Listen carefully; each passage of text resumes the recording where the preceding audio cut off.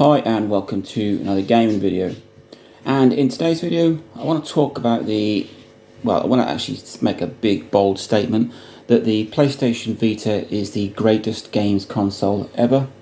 So I love my PS Vita, and I would go as far as saying that it is the greatest console ever produced, which might sound a little odd for a console that is considered a failure. But lack of support and not a huge game selection or game library doesn't make it a rubbish console. It just hurts sales, and that is what happened with the PS Vita. Imagine in sort of 2011, 2012, way before the Nintendo Switch was thought of, having a console with the power sandwiched between sort of PS2 and PS3 as a handheld in your pocket. And that is what the PS Vita is all about. So this is my Vita. It's a slim model, so it's not the original OLED version. This is the slim, and it is a fantastic console. It's one of those highly underrated pieces of gaming history.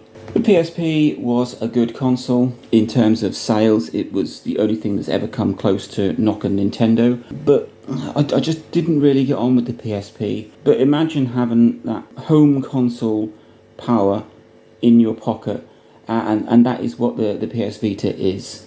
So Sony messed it up. They just can't seem to see what is obvious. So they had the PSP, and you'd have thought they'd have learned from some of their mistakes from then. So yes, the PSP was very successful, but it had some flaws, and it had some things that Sony needed to correct on their next console.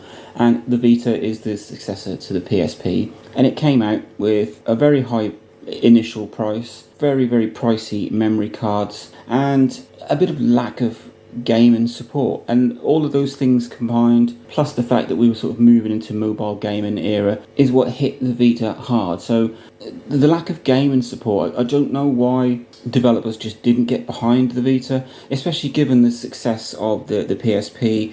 I would have thought developers would have thought, well, we've had a decent run with the PSP. The Vita is vastly more powerful. We could make a lot of games for this. But there was lack of support. I mean, we didn't even have things like GTA. But the games that we did get for it were awesome sort of AAA titles. They didn't look like handheld games. You've got Little Big Planet, Need for Speed Most Wanted, Killzone Mercenaries, Mortal Kombat, Uncharted, Golden Abyss, that's just to name a few, and the games just looked absolutely stunning on the Vita.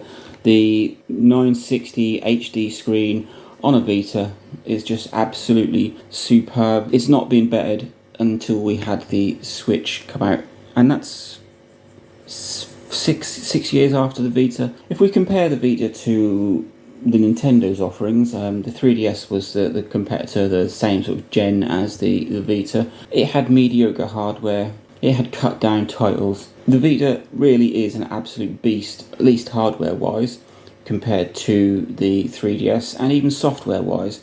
Like I said, the Vita either had its own AAA big name titles, or it had ports from other systems, and the Vita coped with that. It didn't feel like it was being played on a portable, whereas the 3DS, it's a good system, don't get me wrong, but you knew it's a portable system. You knew it was some sort of home console counterpart, which either had really cut down versions or just completely new versions of games itself.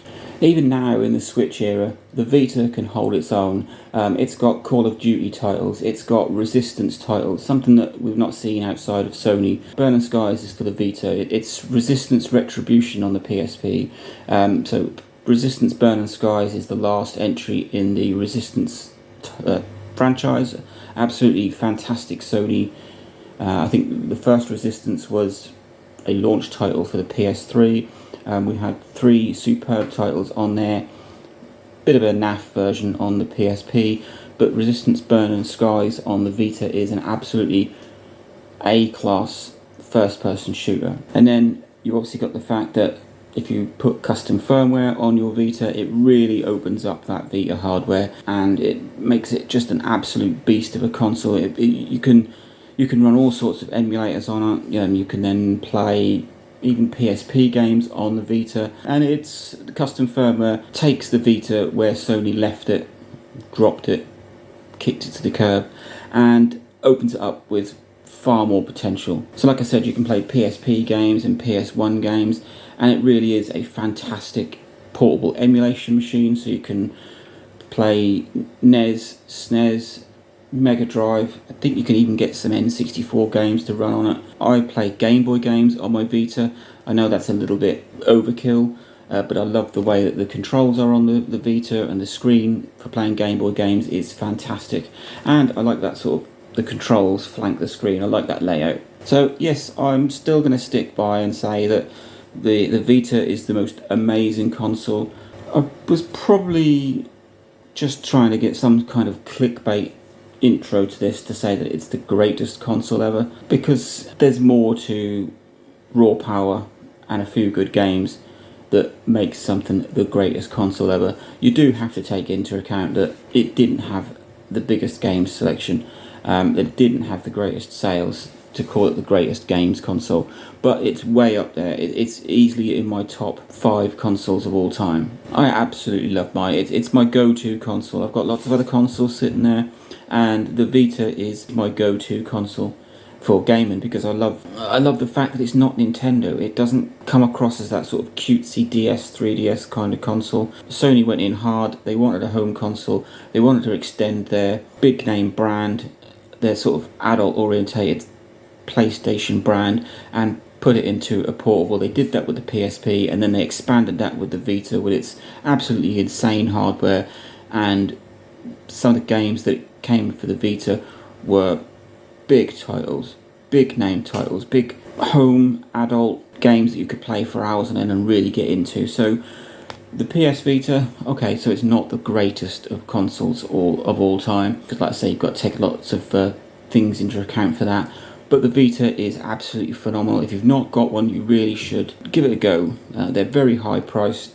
Some of that's because there wasn't that many of them around. Sales wasn't fantastic, and the sheer actual hardware power that it has, it really can handle an awful lot, both officially with the games that were released, and if you've got custom firmware. Running emulators on this machine is fantastic. The screen makes them look so crisp, and the power behind them, it's just got enough power to play most emulators and run them fantastically. So give it a go. PlayStation Vita, greatest console of all time, just about.